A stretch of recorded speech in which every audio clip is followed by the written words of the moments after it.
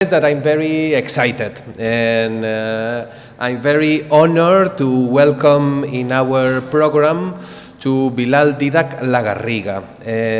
And Bilal Dídac Lagarriga, in my view, it's unique in its kind. It's a man of the Renaissance. We don't find people like him nowadays.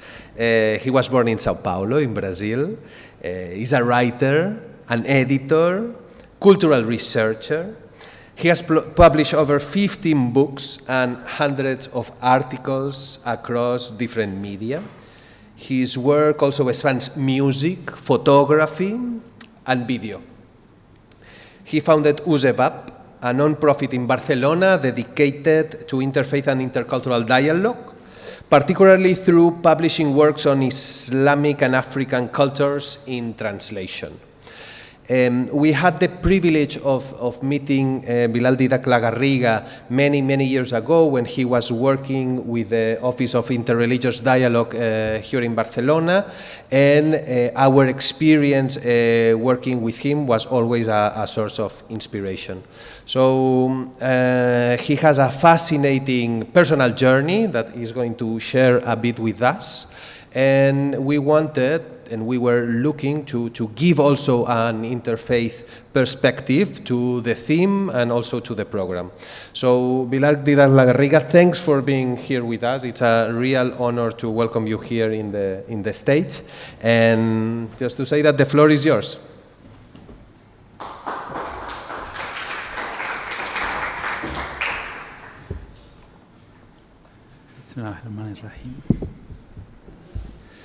Okay, thank you very much, Victor, and all of you to be here and to invite me. I will use this standpoint because for me it's easier because I want to read. Why I want to read? Because it's in English, and I cannot improvise in English.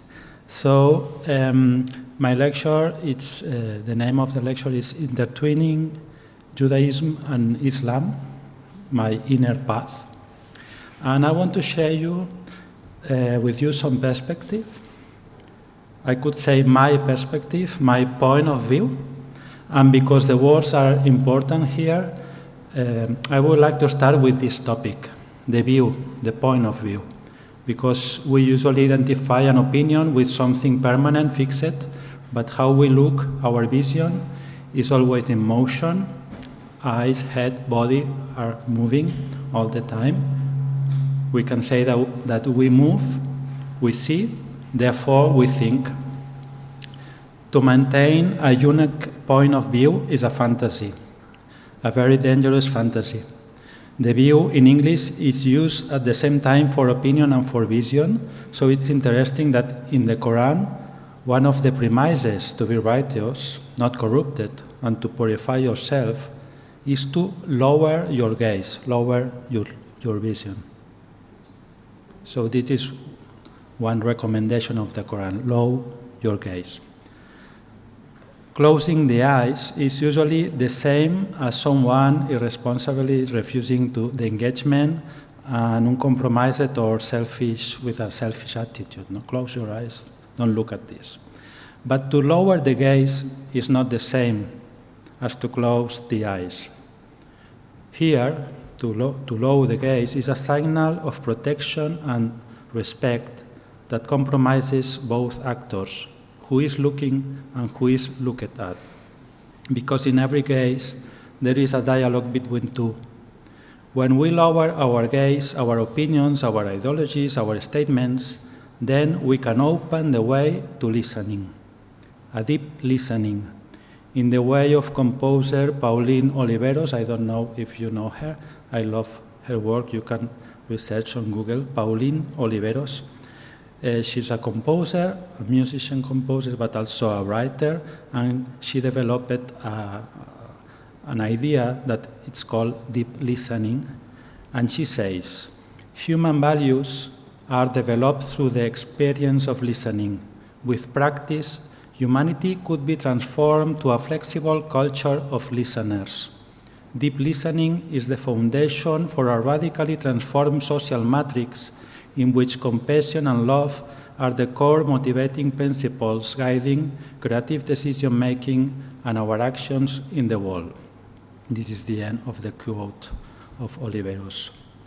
The well-known Muslim scholar and Sufi Al-Ghazali said, "There is no entrance to the heart save by the ears. The heart is by nature obedient to the ears." Our modern culture is dominated by the visual. Everything must be visible. Somehow there is a dictatorship of the visual. So if we lower our gaze and put in the center our ears, then we can try to live with more compassion and empathy. Here and now, I want to share with you some of these listenings beyond my view. These are hard times with a lot of suffering and hate, a time to cry and to pray. It's also a time to be silent, or at least to recognize silence as a positive value, a healthy and profitable value, a time to activate this deep listening as a religious and political principle, a moral value, a creative and artistic methodology, and also as a way of relationship with ourselves, our family, friends, neighborhood, and so on. To make silence and to get involved into a deep listening go hand by hand. If we believe that everything is political, then we will view silence as negative. But I don't believe that everything is political, because then we make totalitarian the political dimension. And the political dimension is only human. So if we think that everything is political, it is easy to analogize everything is human, or in other words, the human aspect of life is the most important or essential. The problem with the sentence, everything is political, for me, is the word everything.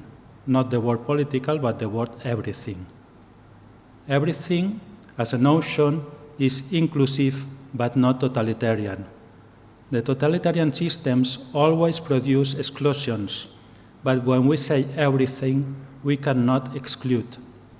There is not a choice, it is a fact, everything. And it reflects the unity, the non-duality. How many everythings are, how many absolutes, how many all, how many nothing.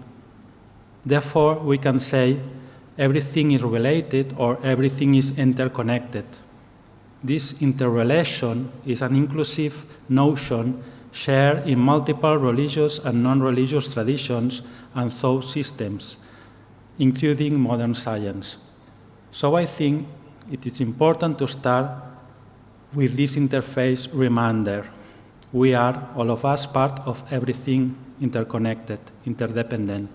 Sometimes in our desire for freedom, we can be afraid of being dependent, but I think that is precisely the acceptance and care for this interdependence where the freedom is. The interrelation, the seen and the unseen, humans and not humans, tangible and intangible. This is our essence, the common ground. In Islam, there is a well-known hadith. Hadith is a tradition by Prophet Muhammad, like a saying, that says the following: if you see the world collapse, if you see that this life in earth is ending, and while you are attesting this terrified, but if you are looking at the end of the world, but in your hand you have a sapling. Do you know what is a sapling? A sapling is like a small tree, a very, very small tree. So if you are, imagine the image, no? You are attesting to the end of the world, but if in your hand you have this small tree, then you should plant it. So let's think about this image. No? You know that the world is falling apart, but the order is to plant a tender, a weak tree. The destruction of your house, your city, people dying. So this is the end of the world, of your world. Maybe it's not something that we have experienced by ourselves, but we can imagine. Just unfortunately, we only need to open the newspaper to see a lot of people experiencing this feeling right now and throughout the history as well, of course. So as a witness of this destruction, we can see ourselves as victims of a terrible injustice, or we can follow the prophetic advice and plant a weak and tender tree. This is the difference between react and respond. The Spanish Dominican priest José Moratiel said, "We must be attentive to respond, but not to react. We must be attentive before anger toward the others dominates us." I repeat, we must be attentive to respond, but not to react. We must be attentive before anger toward the other dominates us. It is not easy to not react when you see destruction everywhere, but beyond the immediate reaction, we could choose a meditate response and to plant the tree. Returning to the analogy of view and listen, here we can say that with the view you can react, and through the listening you respond. We as humans cannot eradicate our reactions, of course, but we need to dominate them as we need to dominate our passion and desire. Learning how to lower our gaze is a training for acquiring self-control, a purification of the soul. To plant a tree among the destruction of the world is also part of this purification. So let's put all our intention and effort to plant trees, metaphorically and not. The collapsed earth needs more trees, and the collapsed human souls need also more metaphorical trees. In the Semitic world, the shadow of a tree is also a word of protection. Our five senses are nurtured under a tree. The tree as a symbol is so common in all the traditions. So in this context, most of you should be thinking of Tu B'Shvat, the new year of trees. So the option, if we have the option, is clear. Against the destruction, we need to plant, beyond complaint, beyond slogans and flags, beyond involvement or indifference, beyond paralysis, plant trees, regreen. Let's plant all related to the symbolism of the tree: life, knowledge, compassion, altruism, generosity, protection, care, and beauty. Beauty, so important, because what is beauty? A tree. A tree is beauty. It's easy. Let's plant beauty around us. Let's plant every symbol related to the tree, even if our symbol is small and weak. The weakness of the small tree in the Hadith, I mentioned it before, is important. We are not heroes, we are humans.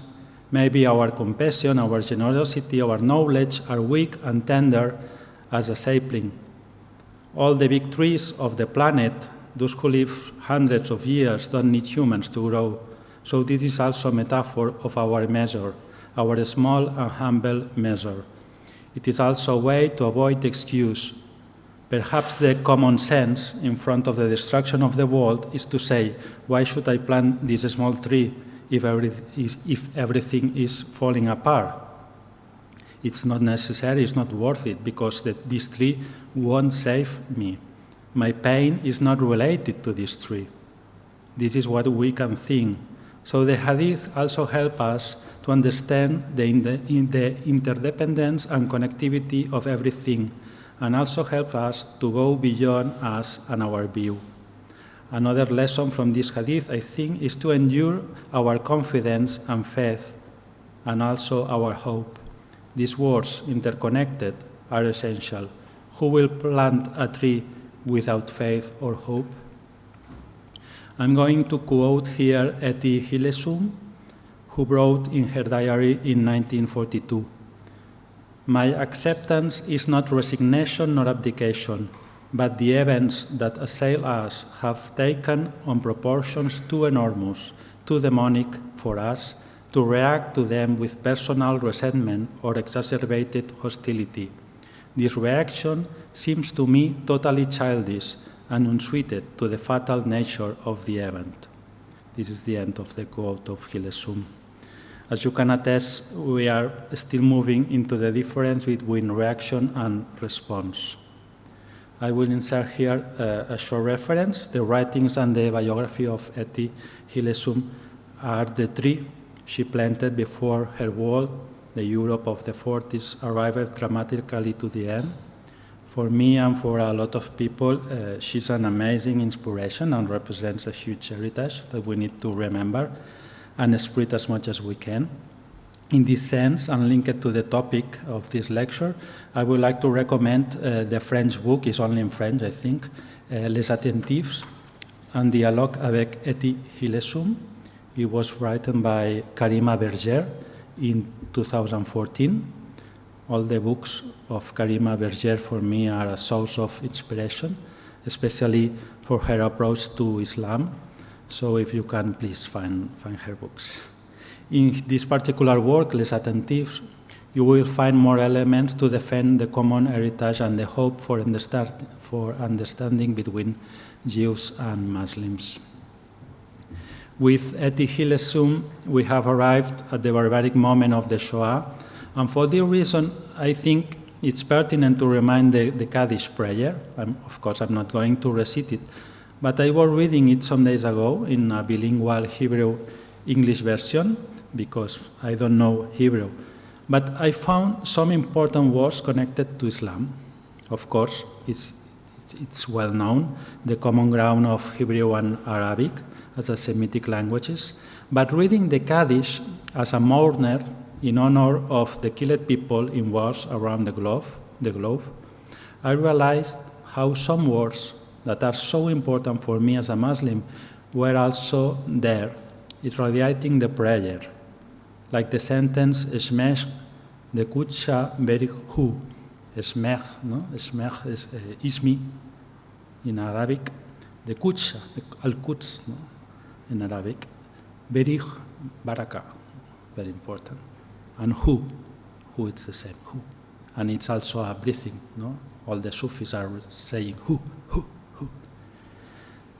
So, of course, there is another word that is raham, no?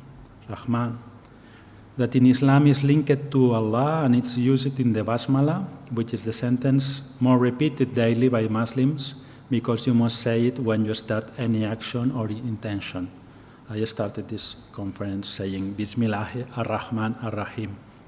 André Chouraki, I don't know if you know André Chouraki, translated it into French in this way. Au nom d'Allah, le matricien, le matriciel. In English, which more or less means the matrician, the matrix. This is Rahman Rahim for Chouraki, which is a beautiful way to translate these words. In Arabic, the same root of Rahman gives us different but interconnected words like mercy, compassion, family ties, uterus, and matrix. Of course, it is well known that the Quran is full of stories and examples from Judaism and Christianism, but what I wanted to highlight here is the use of the same words that are like ecosystems, a reverberation of symbols and meanings. In the Semitic world, the words has an entity beyond its function. My surprise when I read the Kaddish prayer with these words resonating is also expressed by Chouraki when he translated the Quran. In the introduction of his translation into French, he states, "The Hebraist is surprised to note the deep, multiple harmonies of the Quranic language with the biblical Hebrew. Many words used in the Quran only reveal their essence to the biblical scholar familiar with reading Hebrew. By reading the Quranic Arabic, one discovers by transparency the Hebrew text born of the same inspiration." This is what Chouraki said. I still remember 20 years ago when a friend of mine, whose name is Rahma, told me, "Chouraki translate Ar-Rahman Ar-Rahim as le matrician, le matriciel," and how deep this entered in me. from the ears directly to the heart, following Al-Ghazali, and how sometimes these small things shape our heritage.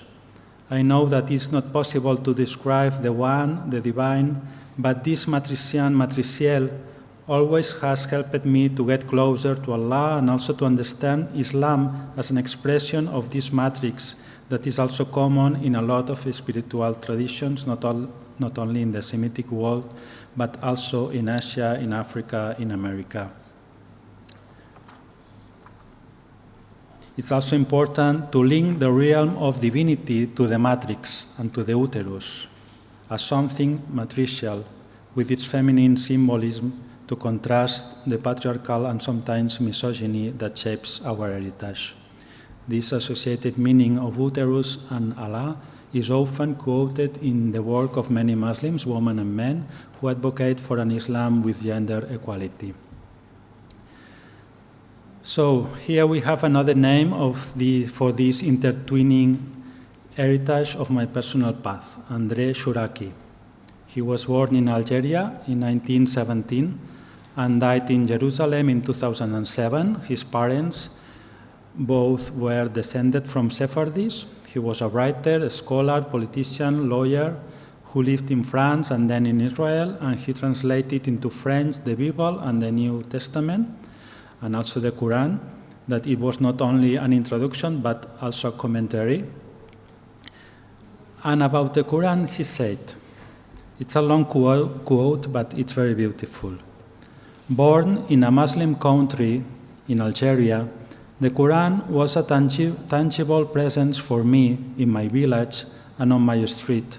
It has nourished my thoughts and my curiosity since my childhood, with several of my Muslim teachers sharing their wonder with me since my adolescence. Muhammad's inspiration, as he repeatedly proclaims, is directly in line with that of the Bible. In some respects, the language of the Quran itself is closer to the biblical Hebrew than to contemporary Arabic. From this perspective too, it was perhaps not pointless to undertake in our time a new interpretation of a literary monument of universal importance born of our same roots.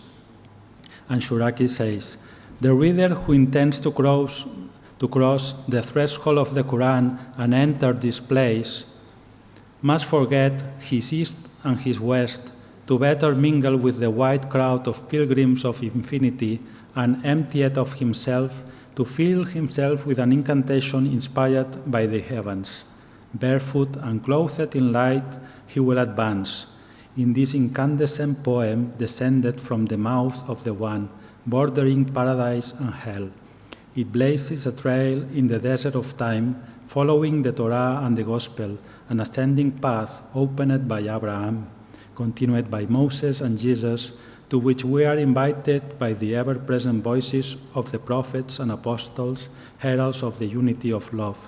Even though the road is long and the betrayals of the essential message, whose echoes have continued to resonate throughout the world, are multiple, the imperative is to direct our gaze to the summits and persevere on the path of love in peace.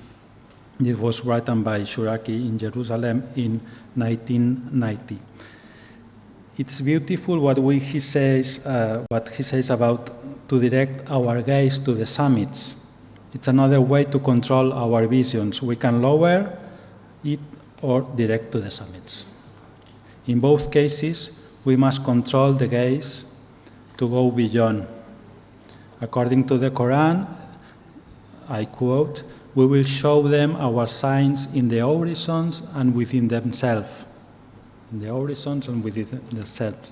So always there must be a balance, not only looking outside nor inside, but both, outer and inner. This is something easier to achieve if we practice deep listening.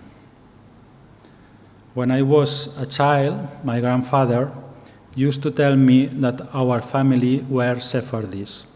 And at some point of history, we had to change our surname in order to survive. This was something that he told me frequently. There was not any other evidence of our Sephardi heritage, only this oral tradition. This explanation of my grandfather was so important for me and at the same time so anodyne. As a child, I realized how one word can be so important and change everything. I also understand that my family name was not exactly mine.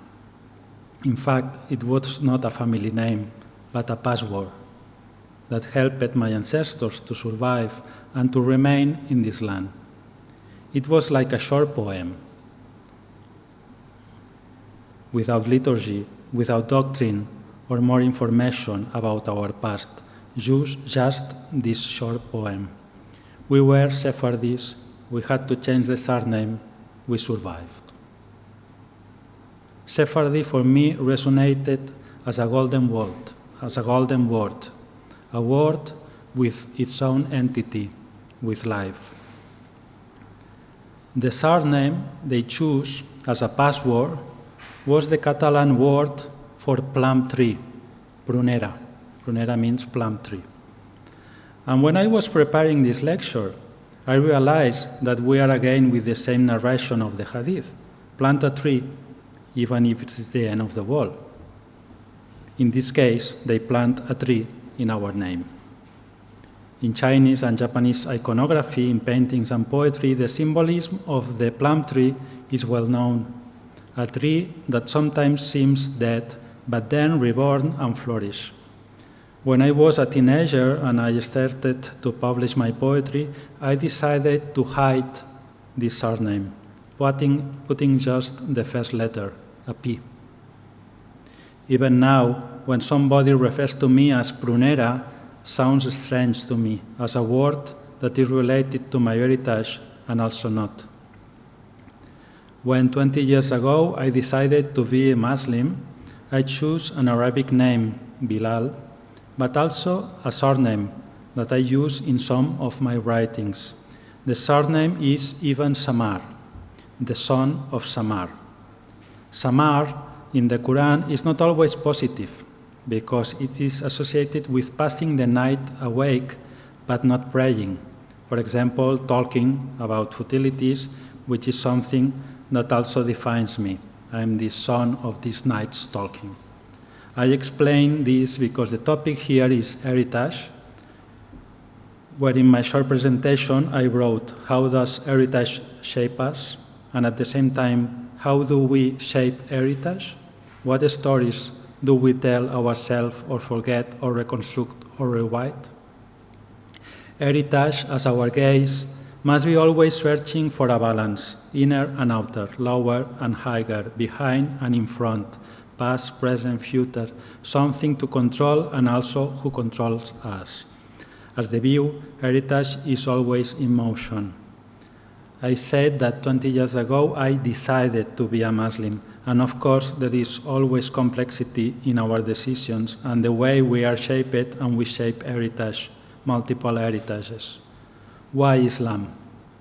Charles de Foucault, maybe you know him, was a Catholic priest and hermit who lived among the Tuaregs people in the Sahara at the beginning of the 20th century. In a letter to a friend in France, he said, Islam has deeply moved me. Discovering this faith, these souls alive in the constant presence of God, has given me a glimpse of something greater and truer than worldly pursuits. It is extremely seductive. It has seduced me to excess. I like it very much for its simplicity. Simplicity of dogma, simplicity of hierarchy, simplicity of morality. This is a sentence that I could say 20 years ago. Simplicity, simplicity, simplicity. Without renouncing to the heritage, without refusing the complexity and the plurality of what is called identity. It's not simplicity against complexity, but an attempt to balance it. I don't like the word convert, and I prefer the notion of interpreter, as we listened before. Interpreter in the way proposed by George Steiner. Most of his books are for me a great source of inspiration and part of this heritage that shaped me. And Steiner writes that interpretation is understanding in action. It is the immediacy of translation. Therefore, interpretation is practice, performance. I decide to be a Muslim with the whole body, not only my mind. Praying, fasting. So I'm going to quote Steiner in his book Real Presence, because there is an analogy. He says, every performance of a dramatic text or a musical piece is a critic in the most vital sense of the term. It is an act of acute response that makes sense. The theater critic, par excellence, is the actor and director who, with and through the actor, test and realize the potentialities of meaning in a work. Neither musicology nor literary criticism can tell us as much as the act of meaning that is performance. Unlike the reviewer, the literary critic, the vivisectionist and academic judge, the performer invests his or her own being in the process of interpretation. This is the end of the quote. I've said that I don't like the word convert. Why? Because you cannot convert. You can convert a currency from euros to dollars, for example. It's something fast, automatic, but the inner path, the spiritual and religious path, is not so quick. I mistrust these automatic changes. Yesterday I was this, and today I was that. I am that. The conversion is in fact a conversation, a long and never-ending conversation with oneself, with your family, your surroundings, the past, the present, in a cycle of receiving, translating, interpreting, performing, giving, like a cycle. Steiner says that interpretation is a commitment to risk, a response that is in its radical sense responsible, a responsibility that responds. This is what Steiner says. Note that we are again with the response in contraposition to reaction. The fundamental essay Between Muslim and Jew by Stephen Wasserstrom, published by Princeton University, provides a detailed analysis of the creative symbiosis, as he said, that existed between Jews and Muslims during the first centuries of the formation of Islamic civilization. I used this idea of creative symbiosis to write an article in 2022 in the Catalan newspaper Ara about the filmmaker Simone Bitton, or Byton, I don't know, Bitton, and her film Siyara, about the Jewish heritage in Morocco, the country where she was born and then emigrated with her family to Israel. This kind of research by Bitton and her perspective is something that I appreciate a lot. The creative symbiosis of Judaism and Islam is something that I always try to do in my own path. Symbiosis is not syncretism, it's not hybridization, it's something more intricate, a never-ending conversation. For example, as a writer, I have two main sources of growth, knowledge, and inspiration. One is the Quran and some Muslim mystics and thinkers attached to it, and the other is the amazing literary corpus of Jewish writers from the 20th century. I feel really close affinity, and I feel a really close affinity to most of them, and I'm always quoting or rereading some of this amazing and huge corpus. A particular poet that interpellates and influenced me a lot is Edmond Javés. One of my last books in Catalan is called Estranger d'aquí. It's foreign from here, because a lot of people, when I talk, always asking me, are you from here? So I was always asking, what is here? Where it ends here? So I put this name, foreign. I'm foreigner from here. And there are some reference to him, of course, especially his reference to not belonging and the way he has to start multiple conversations with the Jewish legacy and at the same time to offer a personal voice. exile, the notion of foreignness, the loneliness, the silence, the question about the certitude, and his manner of writing with a lot of voices and short excerpts are really inspiring me. I was invited by Sefer Barcelona, the Festival of Jewish Book, some years ago to speak about him. And there I explained that my first encounter with the books of Edmond Jabès was in Timbuktu, in Mali, in one of the so-called desert libraries of ancient manuscripts. And the librarian there, Ismail Haidara, who is an historian and poet, was a friend of Edmond Jabès and had a dedicated picture of him in the desk. So when I was there, because I was there some months helping him to catalog all the books, not the ancient manuscripts, but the new books, I always see this photo, and then I found in the library all of the books in French of him, so I started to read him in Timbuktu.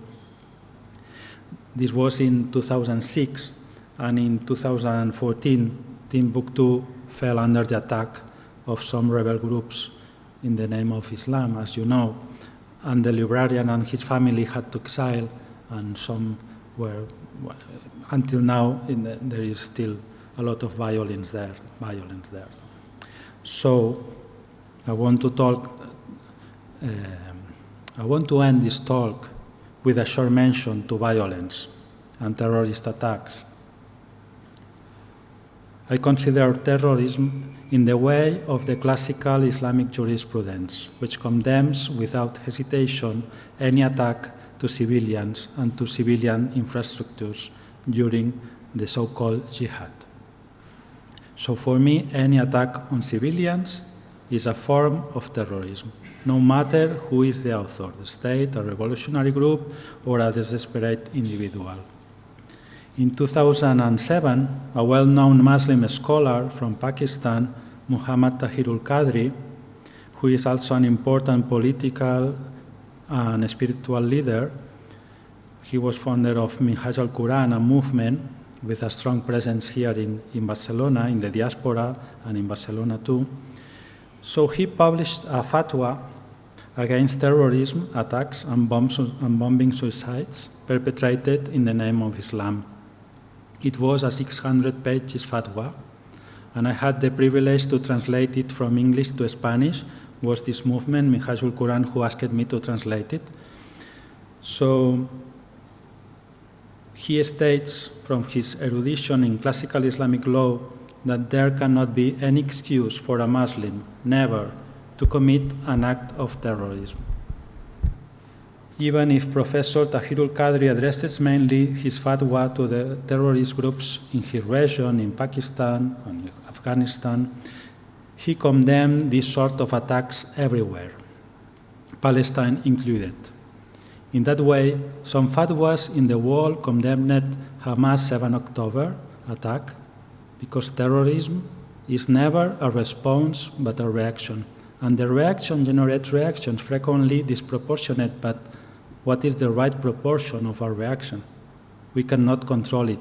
So what we get is a crescent spiral of suffering. I appeal here to Sheikh Tahirul Qadri as a part of this gathering of reference that nourish my personal path and the community of Minhaj al-Quran in Barcelona, where I always feel welcome. But I would like to go beyond this condemnation of terrorism. So I will end this lecture with another huge inspiration in my inner path, who is Sheikh Ahmadu Bamba, an important African scholar, poet, and mystic. He suffered the injustice and the repression of the French colonial rule in Senegal at the end of the 19th century until his death in 1927. He was deported and incarcerated for more than 30 years, but despite this, he always prohibited the use of weapons and violence among his followers who protested against colonialism and the fate of his leader. Even more, he stated that Prophet Muhammad visited him in a vision, and the Prophet himself announced that the time of the war, the time of the jihad, was over. The only jihad lawful and fair is the so-called big jihad, which is the inner and spiritual battle of the soul to refrain and control the ego. The community around Sheikh Ahmadu Bamba grew during the first decades of the 20th century while he was incarcerated and became one of the most important communities in Senegal, known as the Mouridiyya. And note that Senegal is maybe the only country of West Africa where terrorism and fundamentalism is not rooted. At present, there are millions of Mourids, and the city that Sheikh Ahmadu Bamba founded before suffering all the colonial repression, it's called Touba, is now Senegal's second city with a population of more than 500,000 and with an important autonomy from the state and where any expression of violence is condemned.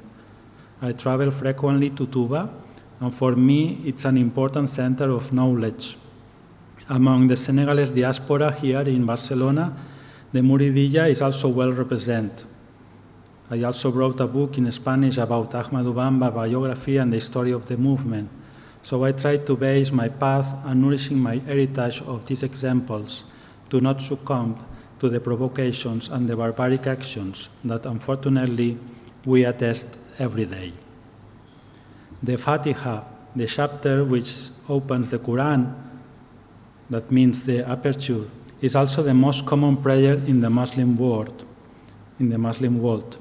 And I would like to end with the end of the Fatiha, who in Arabic say, Ihdina sirat al-mustaqim, sirat al-ladina an'amta alayhim, ghayri maghdubi alayhim walad-dalim.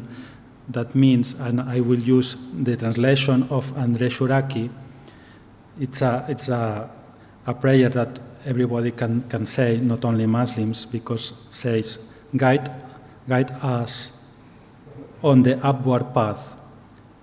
The upward path, this means Sirat al-Mustaqim is like the middle way of the Buddhists, no? Like the upward path. The path of those who you delight, and not the path of the angry, nor who goes astray.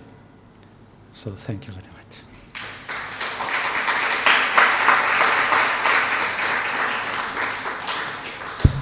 Thank you very much, Bilal, Dídac. I will invite you to take a seat. Maybe we'll open a small slot for questions, if that's okay, Bilal. Mm-hmm. Yeah.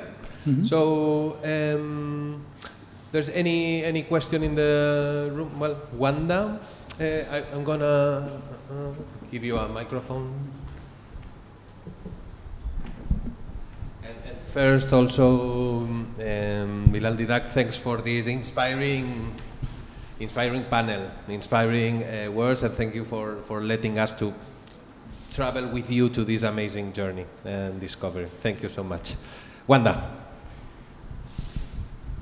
Thank you. Thank you for sharing your story and for sharing the common things we have. And I wonder, in the story about planting the tree, what's the connotation of the end of the world? Because the Jewish Midrash and this story says that if the Messiah is coming, then you should plant the tree and then receive the Messiah, which is, of course, the end of the world, but it's in a positive note. So I wonder what's the position in Islam? Yeah, it's more or less the same, but the story is that when the world finishes, you don't know what will happen with you, because you will be judged according to your actions. So this is before this. So what you are attesting is the end of the world. Then you can think that you will be in the right place or not. But yeah, maybe. So you know. But what is clear is that your world is falling apart. So I like it, this idea. Of course, it's related to Judaism too, of planting a tree. And also it's not a tree, no, it's a very small tree. So this is very nice too. Thank you. Dina. Can you elaborate a little bit more about the aspect of simplicity? You were talking about Islam and simplicity, and how you compare it to Judaism as being not a religion of simplicity.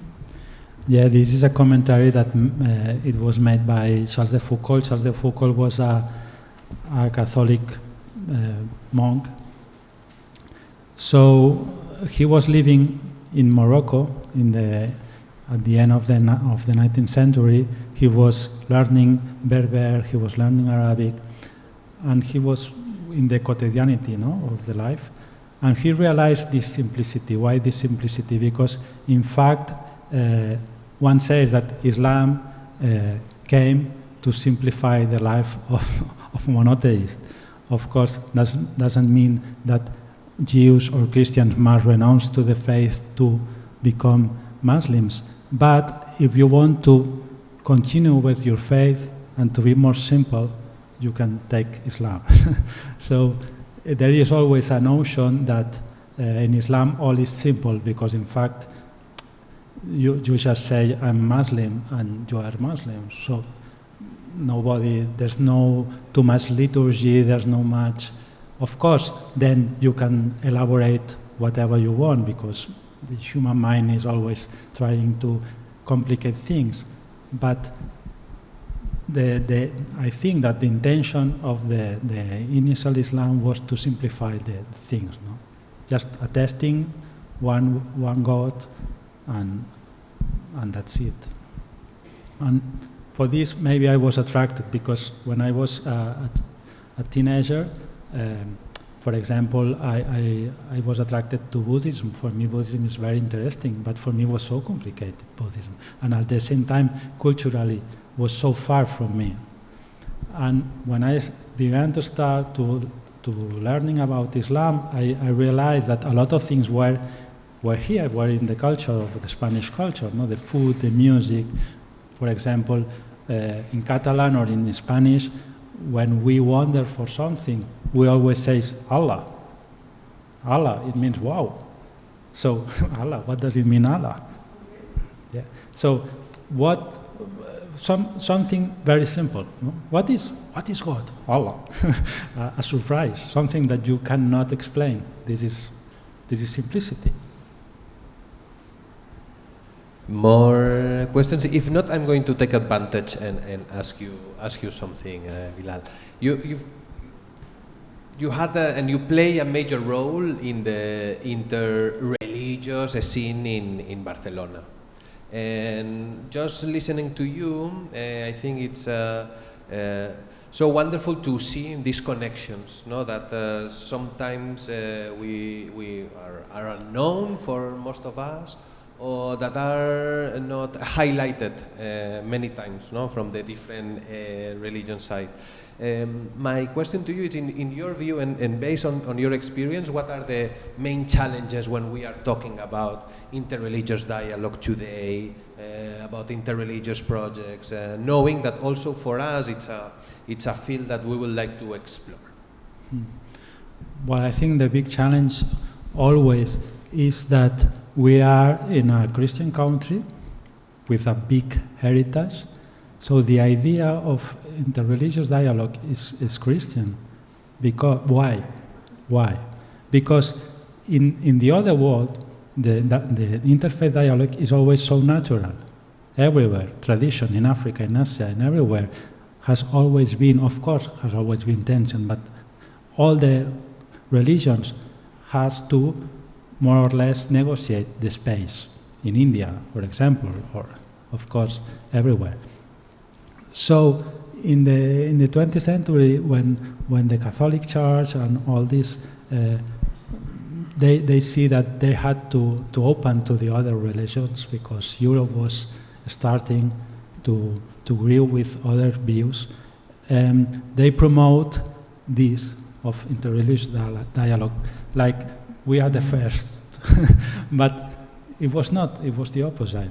So this is one thing I think it's a challenge, to think that we are pioneering this in Europe or in the West, but not. We are the last ones. So we need to see the heritage in other places for this. And the other thing is that sometimes there is like a lobby. For example, in Spain, where the religion is sometimes is something that is only for private things and is dominated by the secular message. People of different religions are trying to go together to say, hey, we are here. And this is not an interfaith dialogue. This is like a lobby pushing the efforts to say we need more recognition for religions. So I think that if we are religious, a religious person, a believer, we are always in dialogue, because this is what means religion, dialogue. No? So if we don't accept dialogue, we are doing religion something that is not religion. It's like a political party, maybe a sect, or something very dangerous. No? So for me it's important to recognize this legacy around the world, and second, to recognize that we are always in dialogue. Not sometimes it's like a joke. There were, in Spanish they say always, there was an Englishman, a Frenchman, an Italian man who were together. So the round tables with the interfaith dialogue is like a joke. No, there was a Muslim, a Jew, and sometimes it's more. So I prefer more dialogues beyond this. No, for example, in literature or in arts, everywhere. No? Fantastic, thank you so much. I will ask for another applause for Bilal Lagarriga. Thank you for sharing this space with us. That was very special. We are coming to the end of the day, more or less. It's time for some poetry. I don't know, Fede, we have 5 minutes to make the switch between panels. So basically, you are very invited. Thank you very much, Dídac, by the way. Also.